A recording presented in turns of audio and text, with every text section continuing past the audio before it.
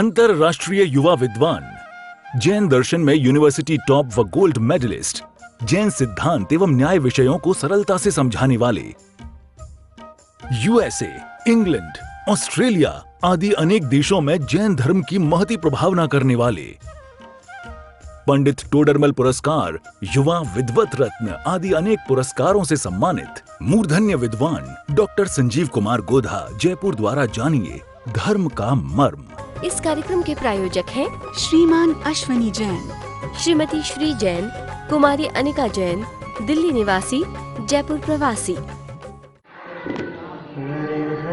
सिद्ध सूर्य उपाध्याय साधु सर्व अर्थ के प्रकाशी मांगलिक उपकारी है। तिनको स्वरूप जाने रागते भई जो भक्ति काय को नवाई स्तुति को जारी है। धन्य धन्य दिन ही थे काज सब आज भये कर जोड़े बारे बारे वंदना हमारी है। मंगल कल्याण सुख सो हम चाहत है। हो मेरी ऐसी दशा जैसी तुमदारी है। हो मेरी ऐसी दशा जैसी तुमदारी है। हो मेरी ऐसी दशा जैसी तुमदारी है। क्षत्र चूड़ामणि नामक ये ग्रंथ और इसके पहले लंब के अंतर्गत यहाँ कथा चल रही थी।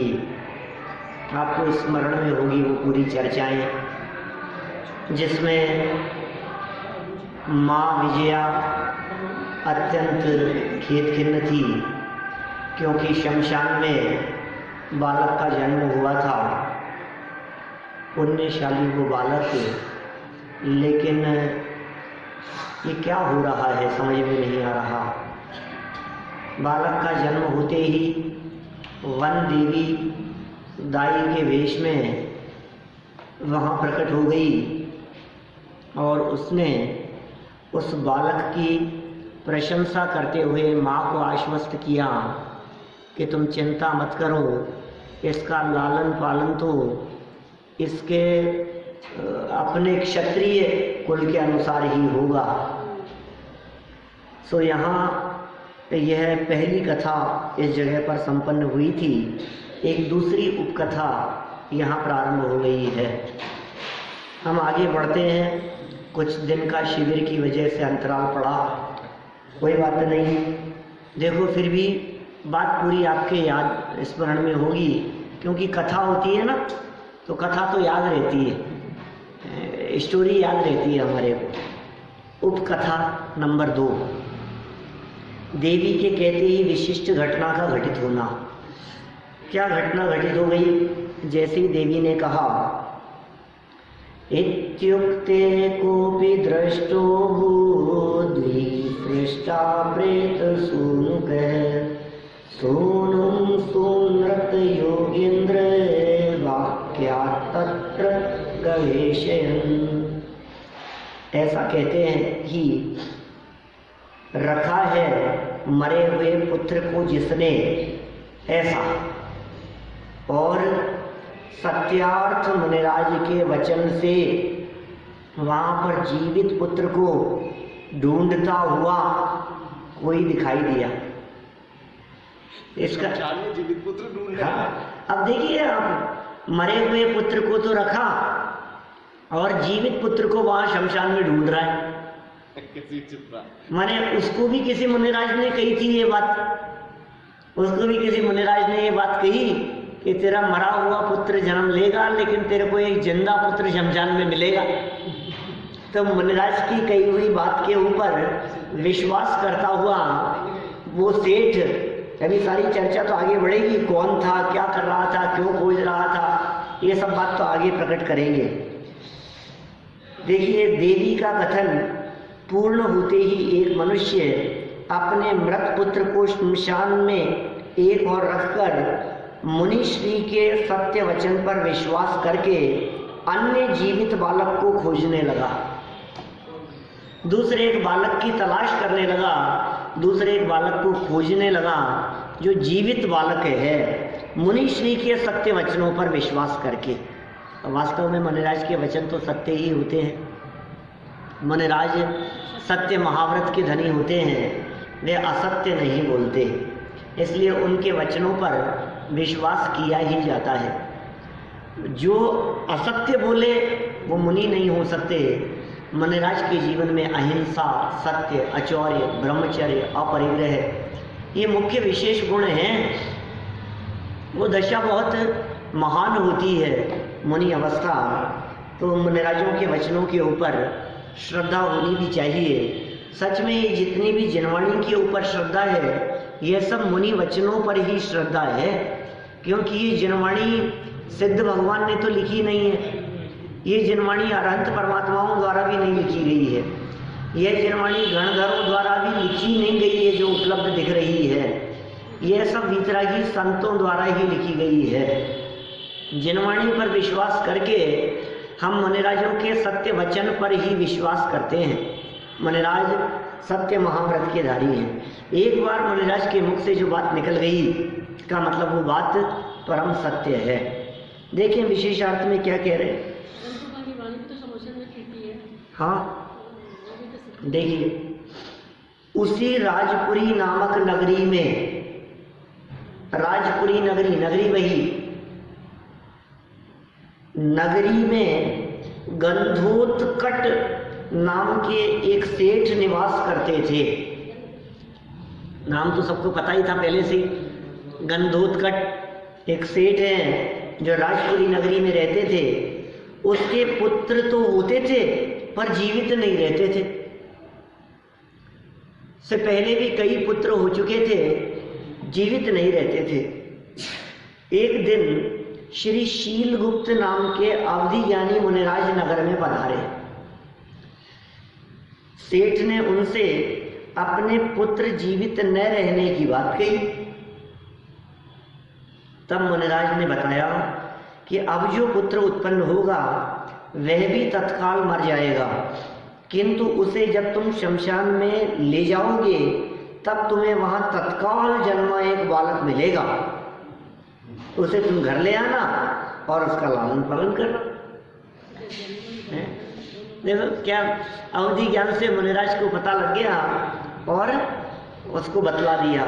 इसके पश्चात तुम्हारे जो पुत्र होंगे वे जीवित रहेंगे। उसको शमशान से लाओगे। देखो भाग्यशाली पुण्यशाली जीव जहाँ निवास करते हैं, जहाँ रहते हैं, वहाँ का वातावरण अपने आप ही अनुकूल हो जाता है। माने जब पुण्य का उदय एक व्यक्ति का विशेष दिखाई दे रहा है तो उसके आसपास में रहने वालों का सबका ही पुण्य का उदय चलने लगता है। ये सहज ही है। इसी तरह का वातावरण सब तरफ माहौल अच्छा हो जाता है। अब जीवन भर जहाँ जहाँ रहेंगे ना वहाँ वहाँ सब अनुकूलताएं दिखाई देगी सबके माहौल में। और जहाँ इसके पाप का उदय थोड़ा दिखाई दिया तो सब दिन ढलने जैसी स्थिति हो जाएगी।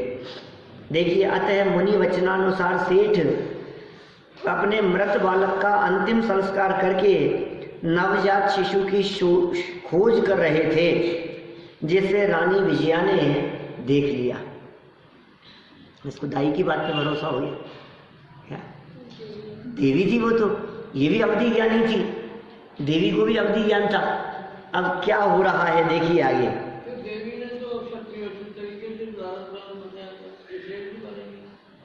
पालन तो ठाट बाट से ही होगा।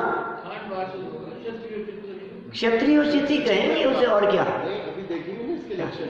अभी देखिए, माँ विजया का देवी के वचनों पर विश्वास, अब विश्वास दृढ़ हो गया।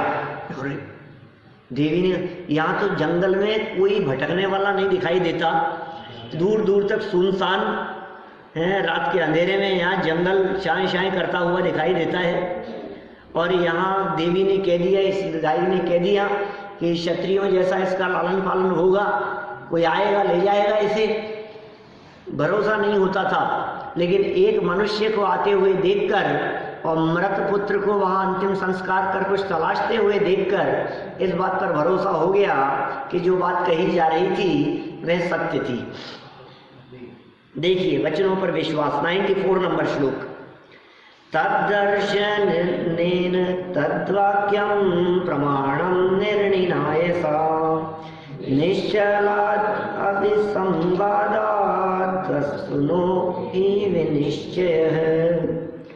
उस रानी विजया ने उस सेठ को देखने से देवी के वचनों को प्रमाण सत्य समझा, निश्चय से। ये क्रमबद्ध पर्याय। हाँ, ऐसा ही क्रम होना था। निश्चय से, निश्चल, स्थिर और विसंवाद रहित वचन से वस्तु का निश्चय होता है। माता विजया ने गंधोत्कच को बालक की खोज करते हुए देखकर देवी के वचनों को प्रमाणित और सत्यार्थ मान लिया, क्योंकि प्रमाणित और विवाद रहित वचनों से वस्तु का कथन पर विश्वास होता ही है। प्रमाणित वचन हो और विवाद रहित वचन होंगे तो वस्तु के कथन पर विश्वास हो गए। विशेषार्थ, किसी वस्तु, घटना अथवा कथन का निश्चय प्रत्यक्ष रूप से प्रमाणित हो जाता है तो उस पर प्रतीति श्रद्धा होती ही है। चतुर लोग परीक्षा करके अथवा प्रत्यक्ष अनुभव करके सत्य असत्य का निर्णय करते हैं। वास्तव में यथार्थ निर्णय करने के लिए यही पद्धति सुखद है। रानी विजया को देवी के वचन प्रमाणित हो रहे हैं, प्रमाणित दिख रहे हैं वचन। राजमुद्रा पहनाकर माँ का छिपना। देखो अब ये, क्योंकि ये बालक कौन है, इस बालक की पहचान कैसे होगी, इस बालक को भविष्य में कैसे पहचाना जाएगा, कोई ले जाएगा वो इसको सत्य स्थान तक, इसके राज दरबार तक कैसे पहुंचाएगा। तो रानी ने राजमुद्रा उसे पहना दी और वहां छोड़ दिया। राजमुद्रा पहनाकर माँ का छिपना। ततो गत्यंतराभावात् देवता प्रेरणाच्च सा पितृय मुद्रयोपेत माशास्यांतर्धात्सुतम। क्या कहा? तदनंतर वह रानी और कोई उपाय न देखकर एवं उस देवी की प्रेरणा से पिता की मुद्रा से युक्त पुत्र को आशीर्वाद देकर छिप गई। देवी का कथन सत्य है, ऐसा निर्णय होने पर माँ विजया अन्य कोई उपाय न होने से तथा देवी की प्रेरणा से राजा सत्येंद्र की राजमुद्रा माने अंगूठी अपने नवजात बालक को पहनाकर और उसे आशीर्वाद देकर वही छिप जाती है। क्योंकि अंगूठी दे दी, अब वो अंगुली में तो क्या आई होगी, अंगूठी में पहना दी होगी, जो भी जैसा भी है, या उसकी बंद मुट्ठी में वो अंगूठी दे दी होगी। हाथ में भी बांध सकते हैं, छोटे बच्चे की तो बंद मुट्ठी होती है ना, जन्मते बालक की, हाथ खोलना कहाँ भी आता है उसे, तो उसकी बंद मुट्ठी में पकड़ा दी होगी। जो भी हुआ हो, लेकिन देखिए कैसी परिस्थितियां। अब वो जन्मते बालक के पास राजा की अंगूठी राजमुद्रा सहित, कैसा स्वरूप है। जन्म हो रहा है शमशान में, लेकिन देखो कैसा दिखाई देगा उसे। विशेषार्थ, माँ अपने तत्काल प्रसूत पुत्र को परिस्थिति वश जब छोड़ती है तो उसे होने वाले अंतरंग असह्य दुख को वह स्वयं ही जान सकती है, अनुभव कर सकती है। कौन जाने उसके दुख को, आसान थोड़ी न है। जिसको अत्यंत कष्ट पाकर जिस बालक को जन्म दिया है उस बालक को छोड़ देना, बात दूध पीते बच्चे की नहीं है। जिस बालक को जन्म दिया है उसने, जिस बालक के जन्म के लिए 9 महीने इंतजार करती रही है, पुत्र जन्म होगा, पुत्र जन्म होगा, राजपुत्र होगा, उसके प्रति कितना स्नेह है, कितना वात्सल्य, और आज जन्म हुआ और जन्म होते उसे छोड़ देवे, आसान काम नहीं है। उस दुख को कहने अथवा लिखने में कोई भी समर्थ नहीं हो सकता है। देखो उसके दुख का कोई वर्णन नहीं कर सकता है। हमारे बस की बात नहीं है कि हम उसके बारे में आपको कुछ कह करके बताएं। देखिए, अपने हृदय पर पत्थर रखकर निरुपाय रानी विजया देवी की प्रेरणा से बालक के हाथ में राजमुद्रा पहनाती है। उसका उद्देश्य यह है कि बालक को उठाकर ले जाने वाला व्यक्ति ये जान ले कि यह बालक राजपुत्र है, जिससे उसका लालन पालन भी राजपुत्र जैसा ही हो। पुत्र को आशीर्वाद देने का, उसकी दीर्घायु की कामना करने का माँ को जन्म सिद्ध अधिकार होता है। उस अधिकार का उपयोग करके चिरकाल पर्यंत जीवित रहो, ऐसा आशीर्वाद देकर स्वयं लज्जावश वहीं झाड़ियों में छिप जाती है। चिरंजीव रहो कहते हैं। चिर मतलब क्या होता है? चिर मतलब बहुत लंबा। जो चिर मतलब चिरंजीव रहो, मतलब सुना कभी ऐसा चिरंजीव रहो? बड़े लोग आशीर्वाद देते हैं चिरंजीव रहो, हैं? आजकल तो पता नहीं है, खुश रहो में बदल गया।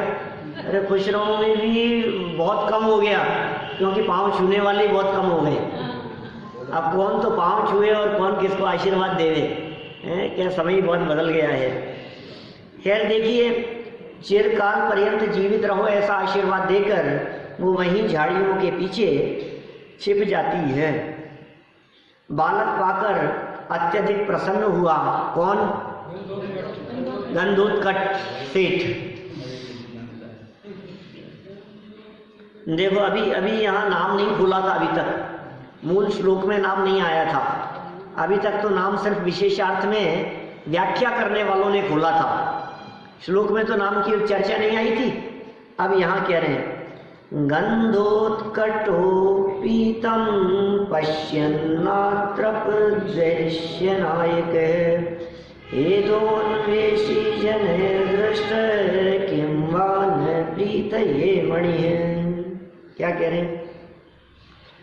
वैश्यों के प्रमुख, वैश्यों के वैश्य व्यापारी वर्ग, सेठ, बनिया, वैश्यों के प्रमुख, ऐसा कहकर के ये सेठ शब्द को इंडिकेट कर दिया आचार्य देव ने यहाँ। ये गंधोत्कच सेठ था, राजपूत नहीं था, क्षत्रिय नहीं था, ब्राह्मण नहीं था। माने यहाँ कह दिया वैश्यों के प्रमुख, मुखिया। गंधोत्कच भी उस बालक को देखकर देखते ही रहे, तृप्त नहीं हुए। कितना सुंदर ये बालक है। और देखो, जो जितने भाग्यशाली होते हैं उनका भाग्य उनके चेहरे पर भी झलकता है। फोटो में कितना सुंदर दिखाई दे रहा है। ये जो भी जितने भाग्यशाली होते हैं उनके चेहरे भी उतने ही भाग्यशाली होते हैं। तेजस, तेज चेहरे के ऊपर दिखाई देता है। माने चेहरे के ऊपर दिखने वाला तेज उनकी विशेषता को दिखाता है, उनकी योग्यता को दिखाता है, उनके पुण्यशाली और भाग्यशालीपन को सूचित करता है। माने शारीरिक सुंदरता भी अपने आप में एक उसके विशेष पुण्य योग से है। जिसके विशेष पुण्य का उदय होता है उसके नाम कर्म का हीन उदय कैसे होगा? क्या भाई, सब कर्म एक दूसरे से मेल मिलाप करके उदय में आते हैं। उसका क्षेयोक्षम भी अच्छा होगा, उसका शारीरिक योग्यता भी अच्छी होगी, उसका धन वैभव और बाह्य परिस्थितियां भी बड़ी अनुकूल होगी। बहुत भाग्यशाली दिखाई दे रहा है ये बालक देखते ही। नीतिकार क्या कह रहे हैं? ईंधन ढूंढने वाले मनुष्यों द्वारा देखी गई मणि क्या प्रीति के लिए नहीं होती है? किंतु अवश्य ही प्रीति के लिए होती है। ईंधन की तलाश कर रहा था कोई व्यक्ति, लकड़ी जलाने के लिए, रात्रि में प्रकाश के लिए, और उसको रत्न मिल जाए प्रकाश के लिए तो वो कितना खुश होगा। अरे मैं तो ईंधन तलाश रहा था कि कहीं कुछ मिल जाए यहाँ जिसको मैं जला करके प्रकाश कर लूं, और यहाँ तो स्वाभाविक ऐसा प्रकाश मिला जिसको जलाने की जरूरत नहीं है। तो उसके खुशी का ठिकाना नहीं रहता। ऐसी ही खुशी सेठ गंधोत्कच को भी यहाँ हुई। श्मशान में खोजते हुए श्रेष्ठी वर गंधोत्कच को उस बालक को देखकर अत्यधिक प्रसन्नता हुई। वे बालक के सौंदर्य को बार बार देखकर भी तृप्त नहीं हो रहे थे। बार बार, हाँ, उस बालक के सौंदर्य, और वास्तव में ये कामदेव थे ना, ये तो जीवनधर स्वामी तो कामदेव थे साहब। कामदेव कहते ही उसे हैं जो इस तीन लोक में सबसे सुंदर हो। तो तीन लोक में इतने सुंदर, सर्वाधिक सुंदर, ऐसे सौंदर्य से युक्त उस बालक को देखकर मानो ये मुग्ध हो गए, देखते ही रह गए। 24 एट ए टाइम तो एक ही होंगे। हाँ, जैसे ईंधन की खोज में जाने वाले निर्धन व्यक्ति को यदि मणि मिल जाए तो क्या उससे अत्यधिक प्रसन्नता नहीं होती? होती ही है। कोई गरीब व्यक्ति है, कुछ नहीं है उसके पास में, ईंधन की तलाश में गया हुआ है और उसे मणि की प्राप्ति हो जाए सहज ही, तो वह अत्यधिक प्रसन्न होता है। वैसा ही राजा ये सेठ आनंद से प्रसन्न हुआ, खुश हुआ। सेठ गंधोत्कच को भी उसी तरह का आनंद प्रकट हुआ। देखें जरा इसी बात को, उसके आनंद को ही थोड़ा और खोल कर कह रहे हैं। माँ का तो पाप उदय चल रहा है और बेटे का पुण्य उदय चल रहा है। माँ का भी क्या पाप उदय कहें, अब पाप उदय भी है, कुछ पाप मिश्रित पुण्य का उदय है। रानी से दरिद्र हो गई, रानी से दरिद्र हो गई, पाप का उदय तो था ही, और इसका भी पाप का उदय ही था जो ऐसी परिस्थिति में जन्म लिया। लेकिन पाप का उदय कब पुण्य के उदय में बदल गया? देखो कहाँ तो पुण्य का उदय पाप के उदय में बदला था। राज दरबार से निकलकर विमान में बैठ करके जाना, विमान का टूट जाना, शमशान में गिर जाना, शमशान में अकेले पड़े रहना, ये तो तीव्र पाप का उदय ही है सब। कहाँ राजसी ठाट बाट को छोड़कर शमशान में आकर के पड़ जाना, ये तीव्र पाप कर्म का उदय। पुण्य के बाद उत्कृष्ट पुण्य के उदय की परिस्थिति पाप के उदय में बदल गई। लेकिन पाप का उदय कब पुण्य के उदय में बदल जाए, ऐसा भी हो जाता है। इसलिए हम कहते हैं पाप के उदय आने पर अत्यधिक अधीर होने की जरूरत नहीं है, क्योंकि कब आपके पुण्य का उदय वापस आ जाए तुम क्यों चिंता करते हो, आ जाएगा। और तीव्र पुण्योदय में अधिक खुश होने की जरूरत नहीं है, क्योंकि क्या पता कब पाप कर्म का उदय आ जाए। सहज रहो, समता भाव में रहो, सहज रहो, शांत रहो, ऐसा स्वरूप है भाई। ये जिन मार्ग, ये जिनवाणी की चर्चाएं, ये हमें सहज रहना सिखाती है प्रत्येक परिस्थिति में।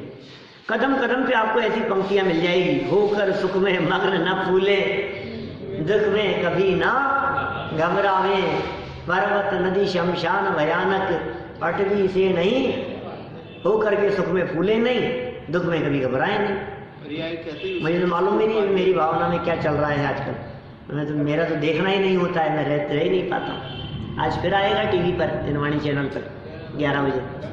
ऐसा माने कि पर्याय उसी कहते हैं जिसका उत्पाद व्यय होता रहता है। हाँ, उत्पाद व्यय तो पर्याय का लक्षण है। ये परिवर्तन तो होगा ही होगा, नियम से होगा ऐसा परिवर्तन। तो देखिए खैर क्या कह रहे हैं यहाँ, कहाँ तक आ गए अपन। उसके दुखों को कहने में कोई भी समर्थ नहीं है, ये हो गया था ना, नहीं इधर। हाँ, बालक को पाकर के वो बहुत प्रसन्न हो गया राजा ये सेठ गंधोत्कच। और अब देखें जरा इसके विशेष अर्थ में क्या कह रहे हैं बात। सेठ गंधोत्कच तो मुनिराज के वचनों पर विश्वास करके शमशान में किसी बालक को इसलिए खोज रहे थे जिससे कि भविष्य में होने वाले अपने बच्चे जीवित रहें। उनको कोई अच्छा बालक मिलेगा कि क्या होगा, कि जो उनको तो कोई जो भी मिल जाए ठीक है यार, मेरे आगे से मेरे बच्चे मरेंगे नहीं। आज तक ये होता रहा है, न मालूम 10-20 बच्चे मर गए होंगे, क्या हुआ होगा, कितने कितने बच्चे मरण को प्राप्त हो गए। तो बालक जीवंदर कुमार तो उनके बच्चों के जीवित रहने का निमित्त बनेगा, इतना सा भरोसा था। उन्हें न सुंदर बच्चा चाहिए था न राजकुमार, उन्हें तो मात्र एक बच्चा चाहिए था। क्या वो तो इसी उम्मीद से आया था कि हमें तो एक बच्चा चाहिए, न सुंदर से मतलब है न राजकुमार से मतलब है। संयोग से सेठ गंधोत्कच को अति सुंदर और वह भी राजपुत्र मिल गया। बच्चे के हाथ की अंगूठी देखकर सेठ को विश्वास हो गया कि ये राजपुत्र ही है।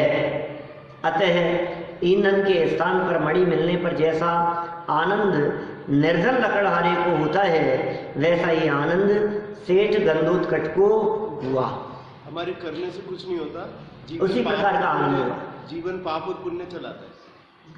जीवन पाप पुण्य क्या चलाता है? परिस्थितियां जो बनती है वो सारी परिस्थितियां पाप और पुण्य के अनुसार बन रही है। परिस्थितियां कर्म के उदयाधीन है, चाहे मनस्थिति की बात कहो चाहे अंतरंग पुरुषार्थ की बात कहो, वो पुण्य पाप के अधीन नहीं है। तीव्र पाप के उदय में भी पुरुषार्थ बहुत विशेष हो सकता है।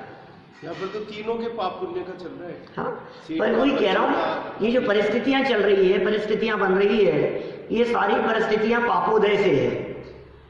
ये सारी परिस्थितियां अनुकूल हो तो पुण्योदय से, प्रतिकूल हो तो पाप के उदय से।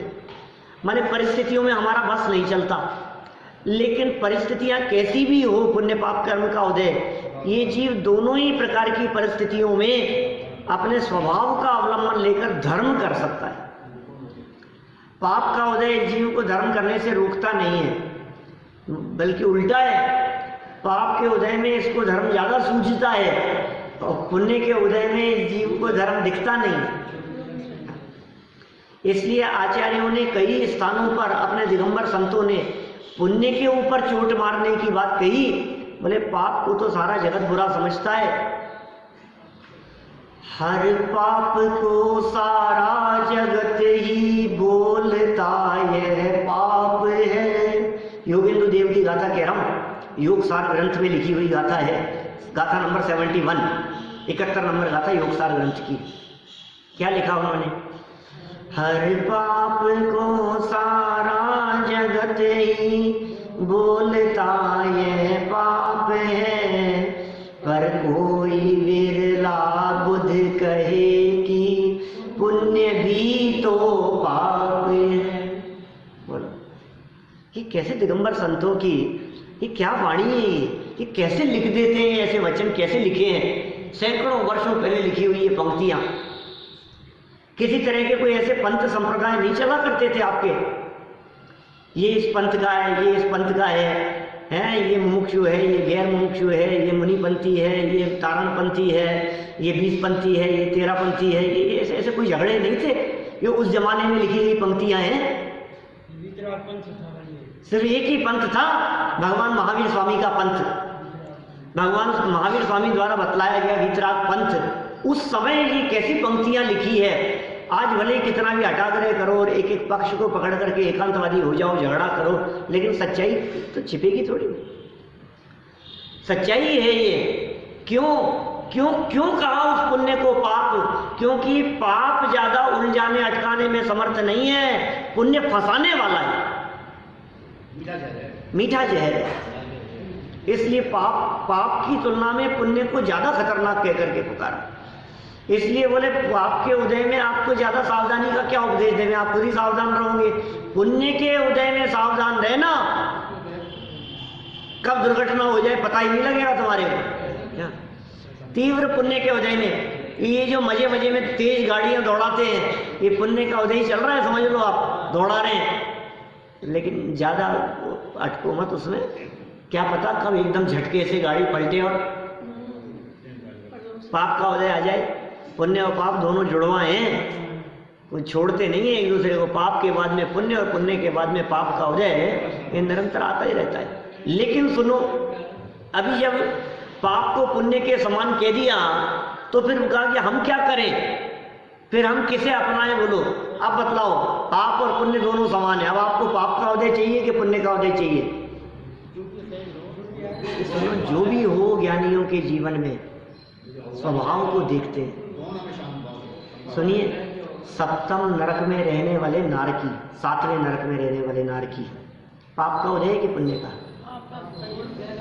तीव्र पाप कर्म का उदय। उदय तो पाप का है। पुण्य के उदय से चक्रवर्ती पद पाया, भोगों में मरा नरक के। बोलो कैसे तीव्र पुण्य के उदय से चक्रवर्ती पद मिला था, अब भोगों में मरा। कौन? सुभोम मरा, ब्रह्मदत्त मरा, 2 चक्रवर्ती मरे भोगों में, राजसी ठाट बाट के साथ में, और मर करके कहाँ चले गए?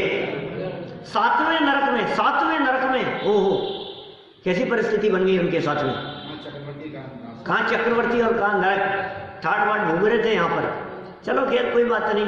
मुझे तो ये कहना है, इस तीव्र पाप कर्म के उदय में भी, 7वें नरक की प्रतिकूल परिस्थितियों में भी, जो जीव वहाँ रहकर भी भेद विज्ञान करके अपने स्वभाव का अवलंबन लेते हैं, वे जीव वहाँ भी सम्यक दर्शन की प्राप्ति कर लेते हैं पाप के उदय में।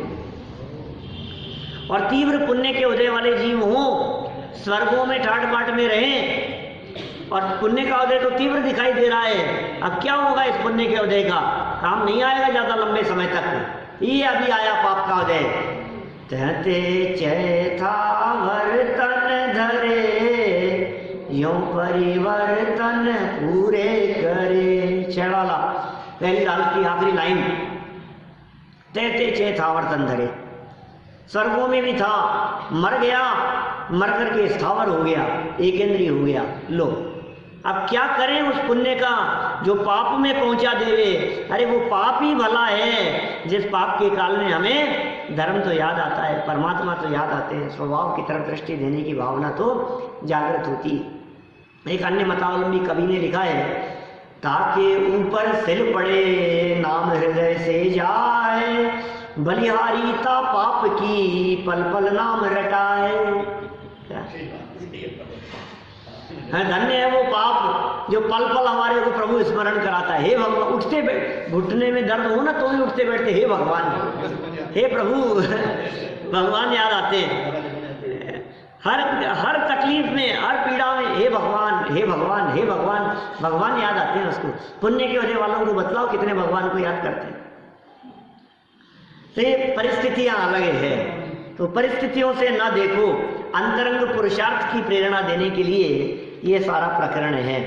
देखिए क्या हुआ, राजपुत्र मिल गया, भाग्यशाली जी, अत्यंत सुंदर भी मिला और राजपुत्र भी मिला। बच्चे के हाथ की अंगूठी देखकर सेठ को विश्वास हो गया कि ये राजपुत्र ही है। अतः ईंधन के स्थान पर मणि मिलने पर जैसा आनंद निर्धन लकड़हारे को होता है, वैसा ही आनंद सेठ गंधोत्कट को हुआ, वैसा ही आनंद हुआ। बालक का नामकरण। देखिए आगे बढ़ते हैं, पर एक श्लोक और देख लेते हैं यहाँ पर। हर्ष कंटकितांगोय मादधानस तमंगजम जीवेत्याशीष मार्कण्य तन्नाम संकल्पय। क्या कह रहे हैं? देखिए, हर्ष से रोमांचित है अंग जिसका, ऐसे इसे गंधोत्कट ने उस पुत्र को उठाकर जीव ऐसा आशीर्वाद सुनकर उसका नाम जीवक व जीवनधर रखा। क्या स्वयं नहीं बोला, जीव, जीव निकला उसके मुख से, ऐसा आशीर्वाद सुनाई दिया उसको जीव, और ये जीवक नाम रखा के जीवनधर नाम रखा। देखो और भी कई बातें इस जीवनधर नामकरण से जोड़ी जा सकती है। जैसे समझिए, जिसकी प्राप्ति के पश्चात आगे पुत्र जीवेंगे, जीवन को धारण करने वाले होंगे, वो जीवनधर है। जो मरे हुए पुत्र को देख करके भी जीवित मिला, जीवनधर माने वो जीवित पने को सूचित करने वाला, उसको धारण कराने वाला। जिसकी प्राप्ति के बाद पुत्र जीवित पने को धारण करें, जीवन, जीवन माने जीवित रहना, धर माने धरना, तो जीवन धर। ऐसे ही वो बोले जीवित मिल गया, जीवक मिल गया, है, जीवन धर्म मिल गया, जीवित पुत्र मिल गया, क्योंकि उसने तो जीवित पुत्र देखा ही नहीं। उसके तो जितने संतानों का जन्म हुआ उसने मृतक पुत्र ही देखा है, मरा हुआ ही देखा है। आज उसे जीवित पुत्र मिल गया तो सहजी जीव ऐसा निकला, जीवनधर निकला, नाम ही उसका जीवनधर रख दिया उसने। इस कार्यक्रम के प्रायोजक हैं श्रीमान अश्वनी जैन, श्रीमती श्री जैन, कुमारी अनिका जैन, दिल्ली निवासी, जयपुर प्रवासी।